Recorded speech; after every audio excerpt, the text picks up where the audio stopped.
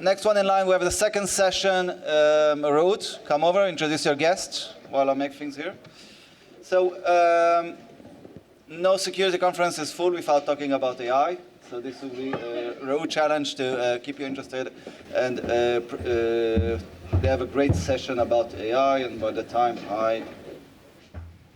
All right.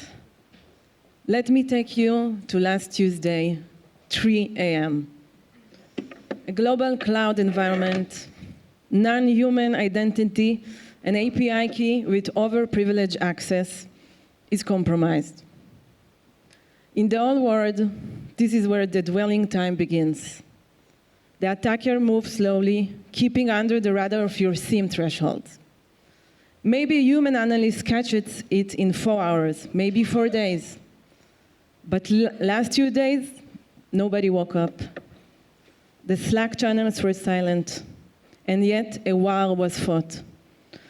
An attacker agent identified the key, enumerated permissions across 3 regions, and attempted to spin up crypto miners. A defender agent detected the anomaly in the API call pattern, cross-referenced it with the baseline, and revoked the token. The entire battle lasted 400 milliseconds. Humans didn't fight it. Humans didn't even see it. We just read the logs over coffee the next morning. We are no longer just operators of cloud security. We are becoming the generals of AI armies. Welcome to the shift. To help us understand the new chains of command, we have 3 experts representing 3 frontiers of this war. Dor, representing the red team, the agents finding the cracks in your cloud posture. Nery, please come join me, Dor and Nery, representing the blue team, agents holding the line in the machines. And Brynna, representing governance, the rules that keeps the machines from breaking the CSA matrix. Let's begin. Thank you all for joining here. Let's start with some introduction. Can you introduce yourself, please? Hi, I'm Amit. I'm a co-founder and CTO of Reut Cybersecurity. I'm also a security researcher for over 20 years, a white hacker, and that's about it. Hi, I'm Dagan. I currently work as a security researcher as a stealth startup. For that, I did cloud security, SOC security, and been in the field more than 15 years. Hi, I'm Brynna. I'm a government security architect for Geotab. I've been doing security for about 15 years, primarily in the cloud security architecture space. Okay, so Dor, let's start with the attack I just described. For years, we built defenses against human hackers. Now we are facing script that can reason. So my question for you will be, how does this level of autonomous orchestration change how red team plan and execute large-scale simulation today?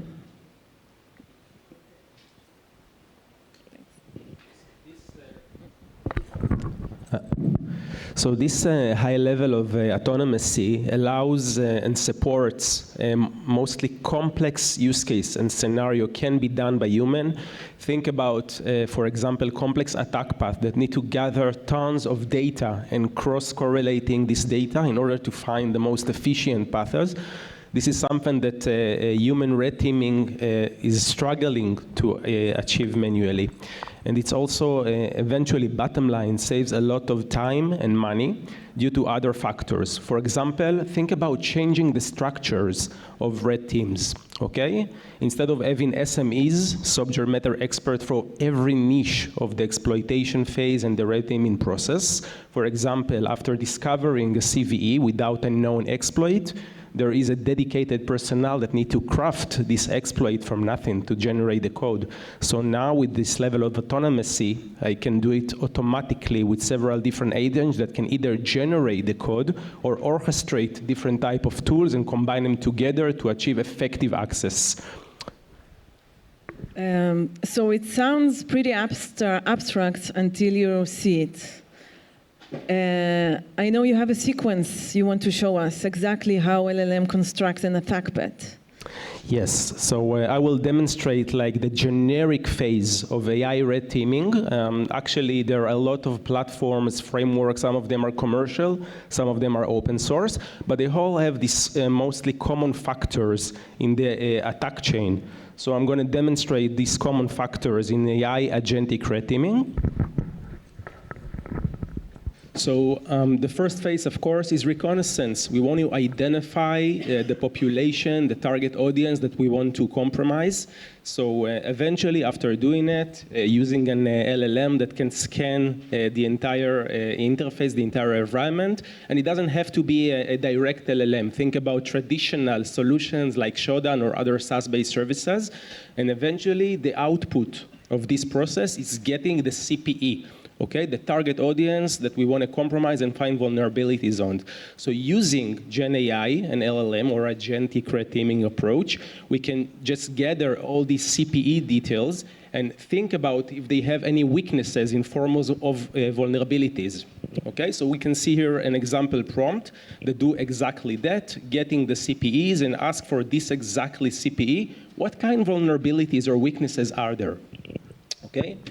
After getting the result, which is, for example, a known CVE, in this example, we use in Log4j, for example, a known and old vulnerability, then we want to validate, okay, the existence of this weakness, of this vulnerability. And we can do it by several different ways, but the most common one is using existing known frameworks and solutions, and doing, for example, crafting Yara rules, Sigma rules, and Nuclei AI, okay, which are tools and solutions that are dedicated to validate and find these vulnerabilities. So we can see here an example for a Sigma rule prompt. We have the same thing for Nuclei AI, who, for those of you who don't know, the framework is an open source framework. It is rule-based and can be orchestrated very effectively by Gen AI. And we have a Yara rule, and I'm sure everyone here knows Yara, okay? Just like Sigma, it's for SIEMs, Yara, it's for files, so we can use the same approaches to find local vulnerabilities that are file-based, okay?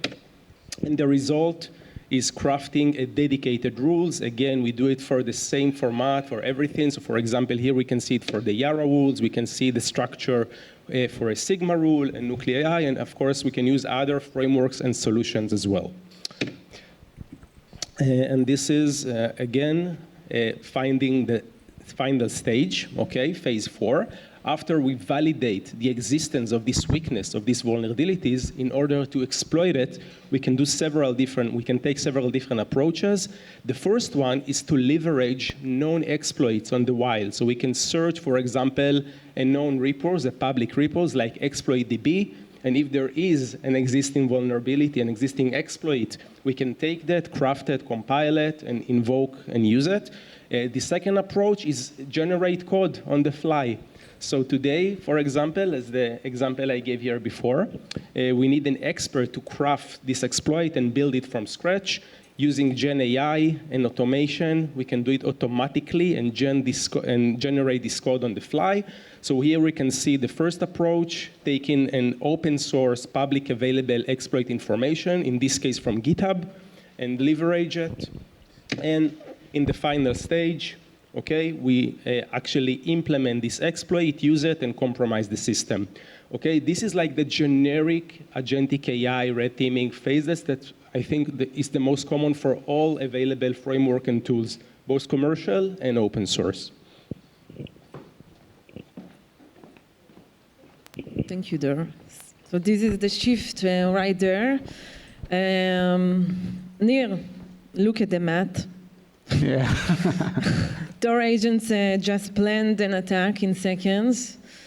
If you're a SOC analyst, take 15 minutes to triage that some log. I think this is great. This show like how adversarial cybersecurity is. You get this great tool for Blue Team. You think you're going to solve everything. Now you have those agents working 24 hours, 7 days a week. Don't get tired. But then the other side also get that tools, and everything moves much faster. And as any time we have a new technology in cybersecurity, both sides get the technology, and you get vulnerability from that technology and advantages. And when we're talking about the SOC, I think it's obvious that we're going to need to use agents, and there's many places where agents are going to integrate, and how we're going to use it. We can discuss it a little bit further. But I think a lot of what Dor said about the red team, the generational code, the movement of how fast, the level of entry for the red team, you need less experts. You can generate exports faster. Everything it applies to the blue team as well. As you need to adjust, and as you can need to fix and deal with vulnerabilities in your own organization. So how must defenders adapt to this kind of attack that operates at machine speed and scale? So, like I said, it becomes machines versus machine. It's how you manage and how you manage those agents, and we can discuss it a little bit further. I don't want to go too much into the technical details of that. We can, as a blue team now, use those agents to scan our vulnerabilities in our organization, similar to what the red team does. We can mitigate vulnerabilities automatically. We can create queries and do analysis 24 hours with the agent, and we can remove a lot of the low entry noise type of alerts that we have by allowing our agent to know the organization and have access to the organizational tools. So all of this gives us a lot of bandwidth to deal with a lot more incidents, a lot more alerts, and to fix a lot more issues in our organization. So all those agents give us those tools. We also need to understand how to use the agent correctly. There's a lot of variabilities in the type of dividing the agents to different roles for different reasons of how LLM operate and what kind of context you give the LLM. And also we need to protect those agents that we use. A lot of times we will see attackers using the agents against us. And we see a big shift in how the blue team is gonna operate in the type of attacks and in the types of defense that we're gonna have. Thank you. So we automate the defense, but we create a new headache, right, for compliance. Brynna, this is, I think, one of the cloud security license dilemma.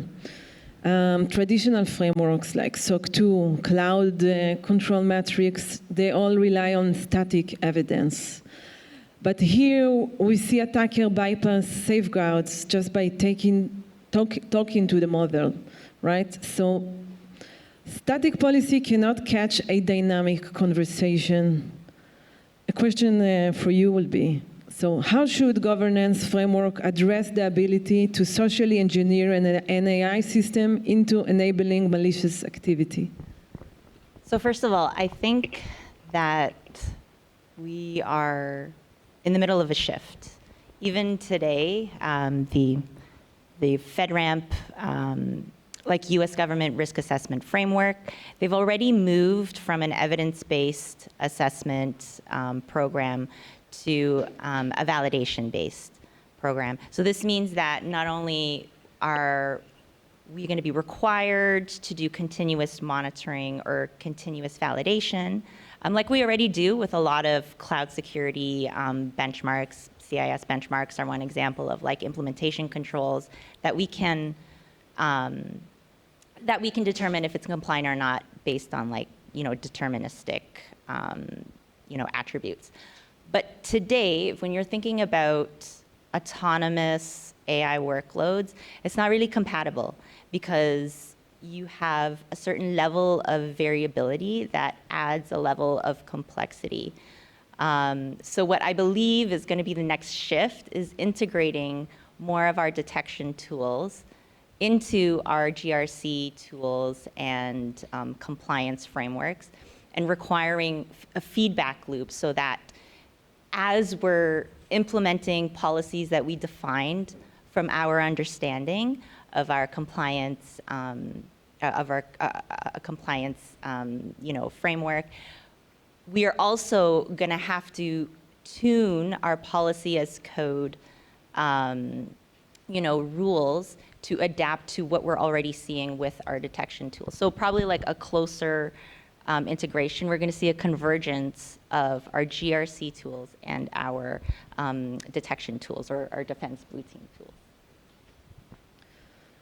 So, Dor, I want to go back to you. If the agent is doing the heavy lifting, what is left for the human?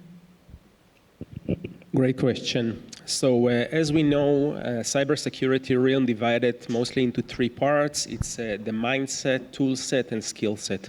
And I think we can all agree that agentic AI is the tool set of tomorrow. So the skill set that is most necessary is to master agentic AI, orchestration, management, design. So this is going to bring entire new proficiency and needs for the AI red teaming realm and domains. And other than that, the most important part, which will still remain with human factor, is the mindset. Because AI is great at discovering both context and intent, using, again, correlation and integration of mass data that it's harvested from different kind of data sources. But the human mindset that understands the underlying business structure is going to stay unique, and I think this is a skill set that's going to bring us into the future together with agentic AI. So Nery, the defense has to match that, right? Yeah, for sure. We have agents moving laterally across cloud environments faster than we can blink. What is the one function that now must be automated by an agent because human alone cannot keep up? Everything. What? Everything. I mean, I don't think it's really hard to imagine a realm today that an AI cannot help automate. Almost any interaction that you're doing with a laptop is going to be automated. But one thing, the wheel and the purpose, it still comes from the human. So we need to think of ourselves now, every worker as a manager of an army of AI, and we need to manage them. We need to give them context. We need to give them purpose. We need to give them the tools and whatever is necessary for them to complete the function. Also, we need to monitor them, and we need to train them, and we need to follow up and find those mistakes. So a lot of things that we saw that the entry level is a lot of things that we used to be hard. The agents are doing it for us, technical stuff.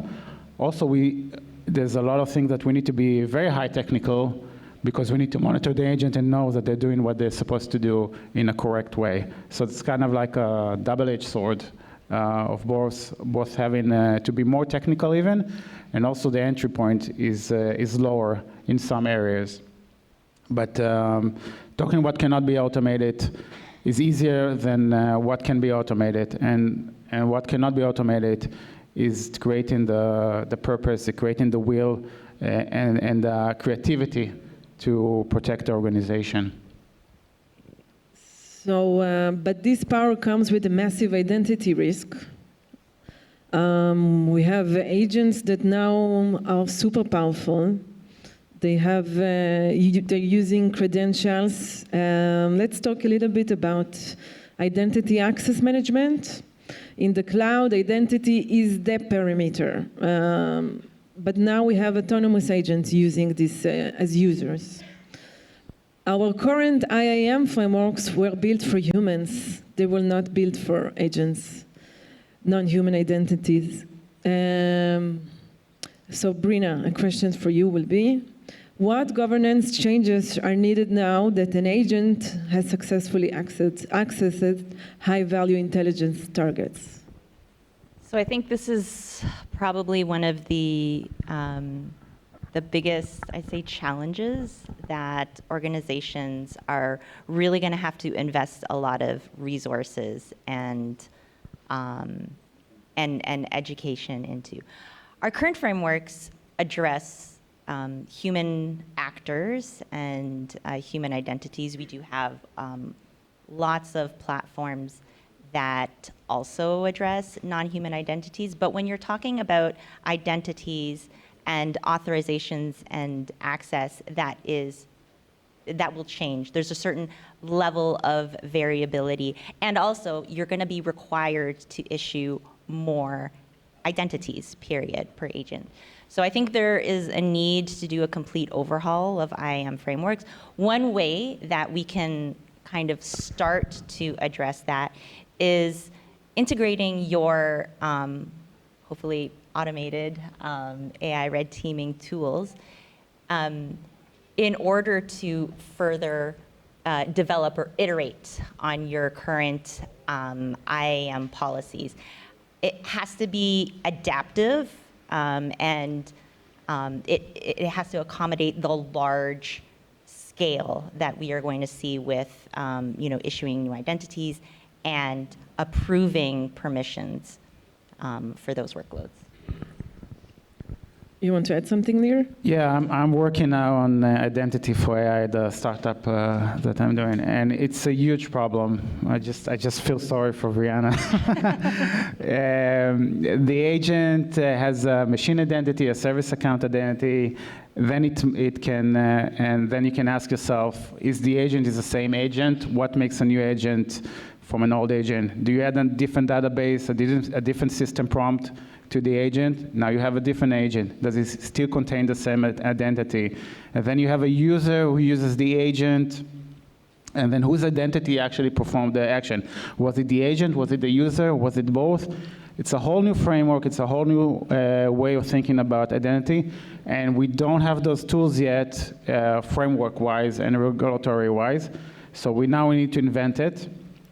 And I think it would be a very interesting time from looking from a GRC, how we view agents and how we view human and the whole interaction. There's a lot of different breeds now of different identities that come in. Super interesting. So I wanted to add that up.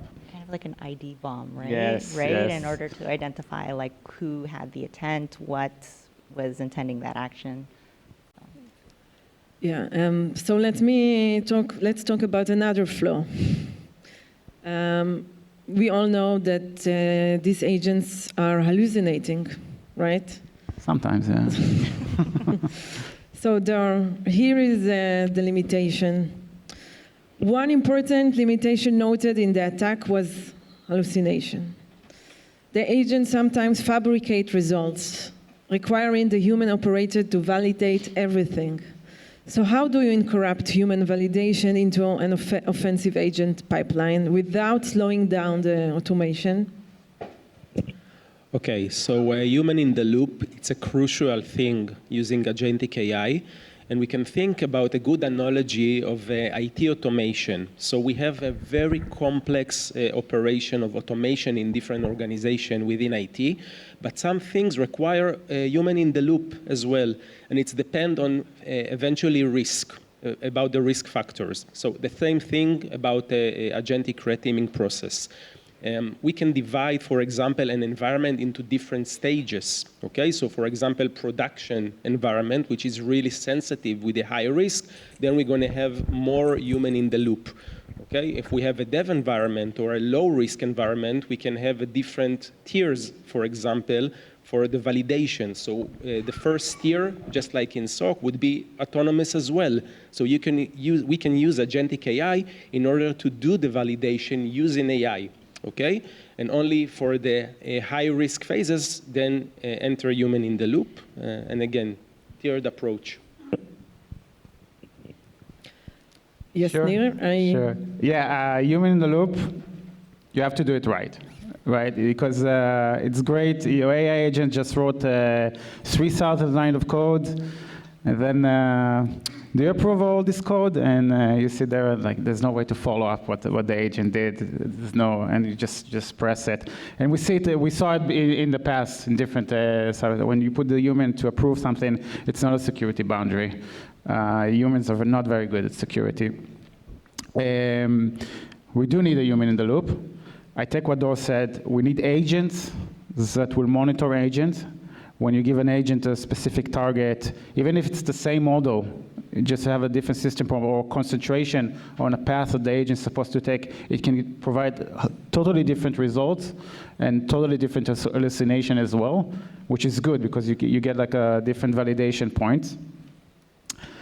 And what we want to do is understand the intent of the organization, a way to find out what the organization really wanted to do, and build AI systems that actually interpret the intent of the organization and make sure that the agents that perform the task are following the intent purpose.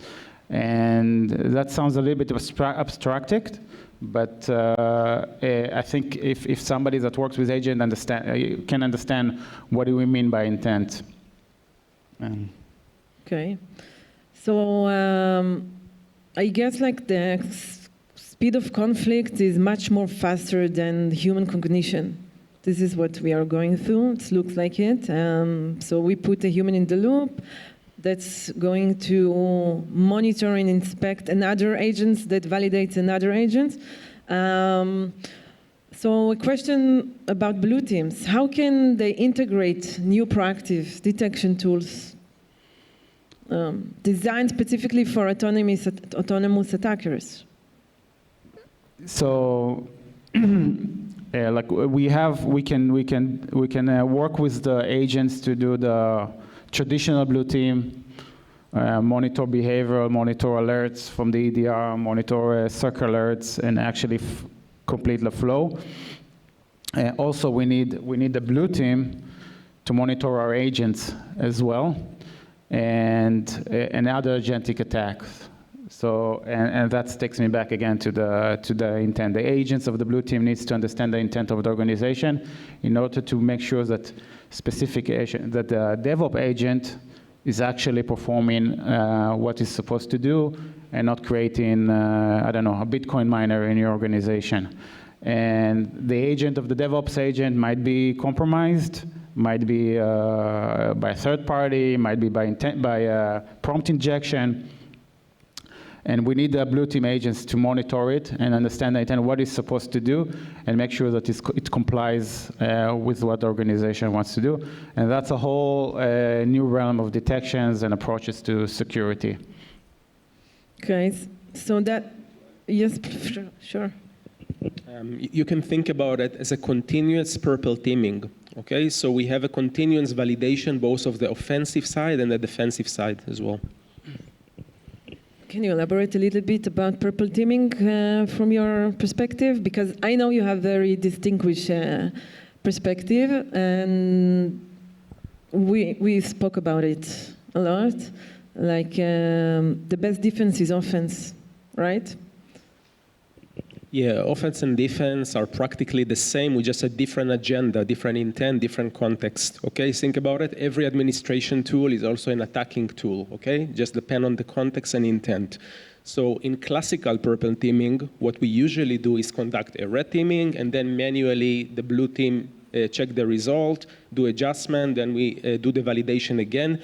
When do it in continuous automated way, okay, using agentic AI, this continuous phase can bring much more effective result. Think about it, that every rule I change in the SIM, in the SOC mechanism, for example, I can do automated 50 different tests and see where there are gaps or maybe loophole that I missed, and then fix them automatically. So this continuous cycle, it's very, very effective. Eventually, we also will need to have human in the loop, but it's bring it to much more closer phase.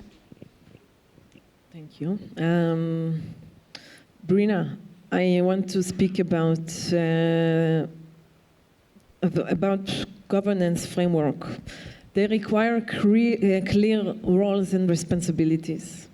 But if the agents execute the tactical operation, and the human authorize escalation, where should liability and accountability fall? So I think that's one of the best questions for today, because it's more of a philosophical question. So who is actually responsible for the resulting action? I think it is one of the most exciting discussions among legal experts today. Who is actually accountable for the damage that is done by, it could be, a result of hallucinations, it could be a result of some sort of output that had an incorrect result. There has to be a clear delineation between the intent of the action. And yes, you can have humans in the loop. It's not necessarily always scalable in order to be accurate. So I think this is going to be something that is going to change almost all activities about compliance. Really, if you even think about social engineering training that we have with organizations today, you have some training that you do once a year. It's one size fits all for the entire organization. But how many different roles do you have within an organization? How many different functions of every role do you have in an organization? If you apply the same logic to agentic workloads, it's exponentially more. So I think what today is going to happen, and we're already seeing some platforms like that, is you have a customizable, adaptive training for things like social engineering. And I think that is going to be a major shift industry-wide. I already see government organizations that are mandating things like red teaming. I'm already seeing organizations that are subsidizing automated red teaming tools as part of their compliance framework. So there's a lot of activity, there's a lot of discussion, and there's some things that we can do in the meantime while I would say like larger enterprise grade platforms are being built for this purpose. Okay. Thank you. So let's open this up. We have questions from the audience. Yes.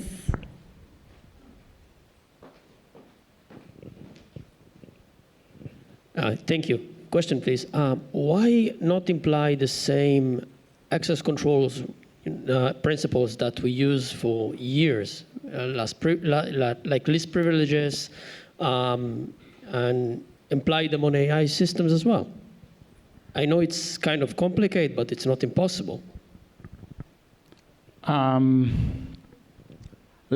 answer like a good Jewish boy with a question. Like there's a joke, like everybody's answering with a question. It's very Jewish. That's what I'll try to see if I understood the question. You say why the traditional least privilege access controls are going to break with agentic AI? I'm more saying that I know the governance part is a bit behind. A bit behind. There are no frameworks. It's a little bit. A little bit behind as usual.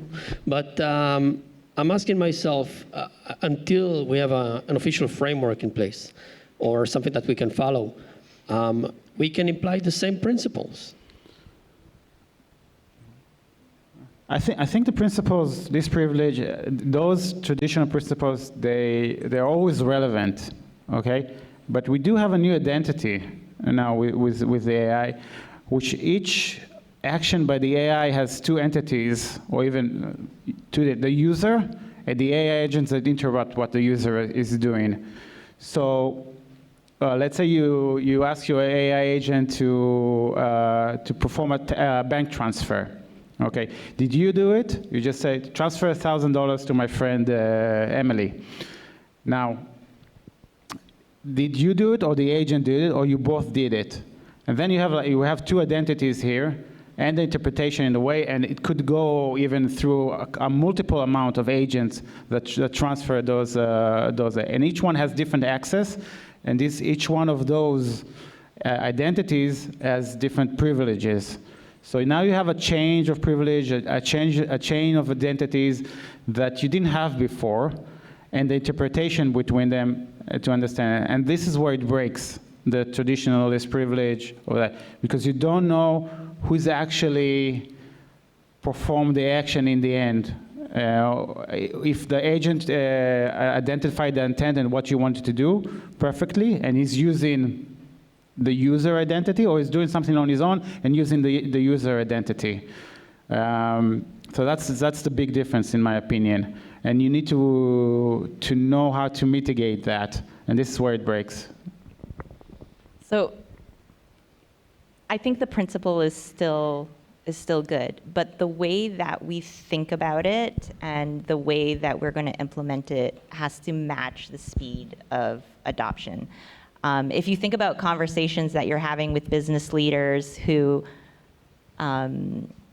even start the conversation with security, let's say they want to bypass or they want to ignore a rule that follows least principle or least privilege. Some of them will even start the conversation with, okay, so what do I have to do to get this exception? So if we adopt controls that can move at the same speed as the adoption of this technology, then I think that's kind of the mindset that we have to adopt. Thank you. I have just minor thing to add. The whole solution perception we have today is going to change. Okay, think about UI, which is a heuristic approach for doing things. If you take it versus deterministic approach, for example, for authentication phase. So today, authentication, it's something deterministic. Either I authenticate you, either I don't, and then I got the right authorization based on my proof of identity, of the validation of identity on the authentication phase. In the heuristic world of AI, there is the ratio, okay, that I validate your identity. It can be less than 100%, and then we have contextual authorization based on that validity. So you still have the same principle of zero trust and least privilege, but then if, for example, I validate your identity just in a 70% threshold, maybe I allow you a read-only access instead of a full access. So this perception is going to change because we have a different world that is heuristic versus deterministic.